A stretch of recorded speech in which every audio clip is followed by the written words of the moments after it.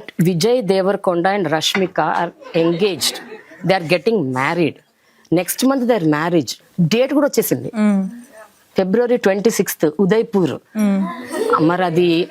So, and every time you brush it off, you smile and say, and then on the stage you will say like this, and then you give some answer. Today I am trusting with my whole heart that you will tell the truth. అంటే ఎందుకంటే మీరు neither you denied nor you agreed. మమ్మల్ని అందరినీ ఒక tension లో పెడుతున్నారు.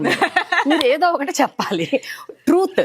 I want nothing but truth. Okay, the truth is that I will speak about it when it's supposed to be spoken about it. Hello, ఇది కూడా చెప్పేశారు రష్మిక. ఈ answer కూడా చెప్పేశారు. But you wanted the truth, and that is the truth.